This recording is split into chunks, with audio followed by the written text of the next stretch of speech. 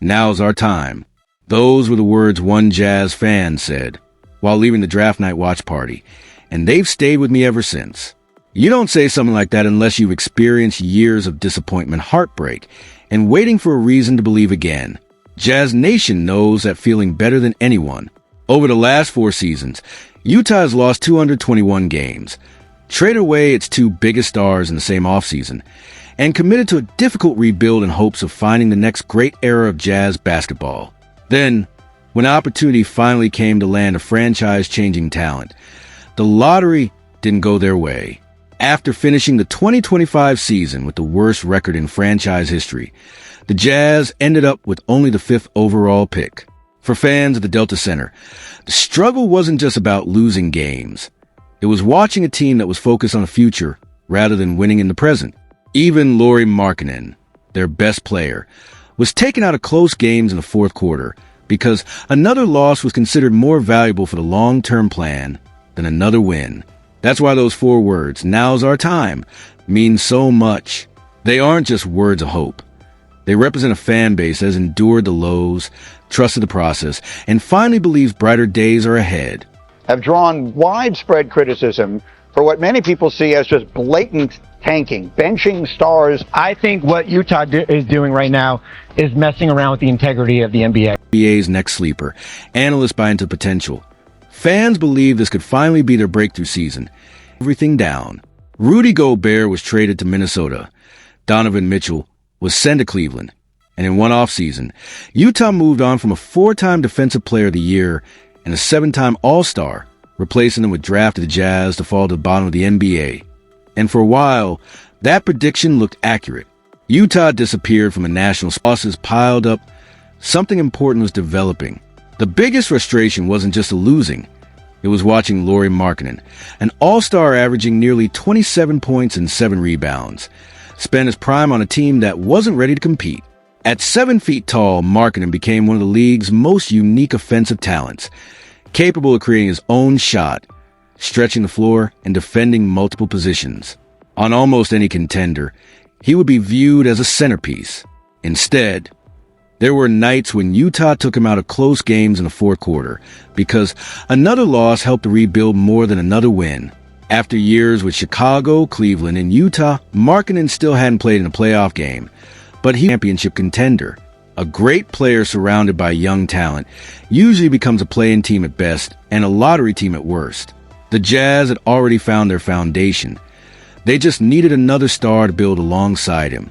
That finally changed on February 3rd, when Utah made a move that shocked the entire NBA. See, this is our first blockbuster of trade deadline week. Jaren Jackson Jr., the 2-time All-Star with the Memphis Grizzlies, former Defensive Player of the Year award winner. He is being traded to the Utah Jazz for a package that includes Walter Clayton Jr., the former collegiate star at Florida, some veteran players, but most importantly, 3 first-round draft picks. And for Utah...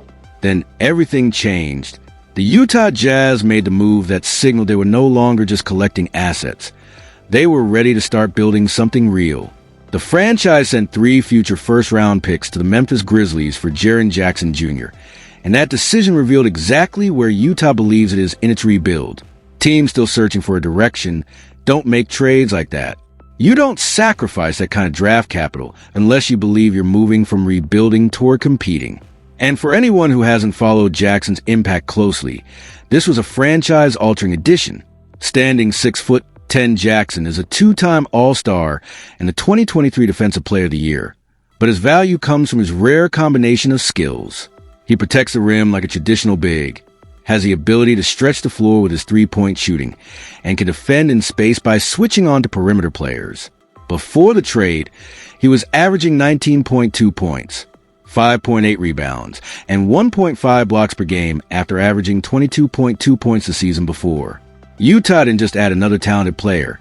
They added a cornerstone entering his prime, the exact type of star the franchise needed alongside Lauri Markkanen. For a team that spent years near the bottom of the league defensively, Jackson completely changes the identity of the roster. This wasn't just a big trade. It was a statement. Utah was no longer focused only on the future. They were beginning to build for the present. Even before factoring the draft, the Jazz looked like a completely different team from the one that started this rebuild just a few seasons ago. Utah just messed the whole league up with this trade. You love it. Grant just said people forgot about Kessler. So if you put Kessler, if you put marketing, if you put JJ out there in that front court, you're talking about one of the best front courts, could be one of the best front courts in that Western Conference. So I'm looking forward to see how this works out. I don't think Danny Ainge is done making moves though. Danny keeps his cards straight. You think a big one, another big shoot? I don't think a big move. I think it's a move that put them further along of where they want to go. Okay. Danny is saying we going right now. We're not waiting anymore. Just 9 days after the trade, everything changed again. Jaren Jackson Jr. and 2.7 assists per game. It was only a small sample size, but it offered a glimpse of the impact he could have and the type of team Utah could eventually become. Then, the rebuild took another unexpected turn. Because of the NBA's updated lottery rules, the 2027 first-round pick Utah sent to Memphis cannot land in the top 5. The restriction exists because Utah selected 5th in 2025 and 2nd in 2026, and it remains attached to the pick even after Memphis acquired it. It's the kind of unusual situation no team can predict, but somehow it worked out in Utah's favor. And that's what makes this rebuild unique. The Jazz didn't panic, rush the process, or search for shortcuts.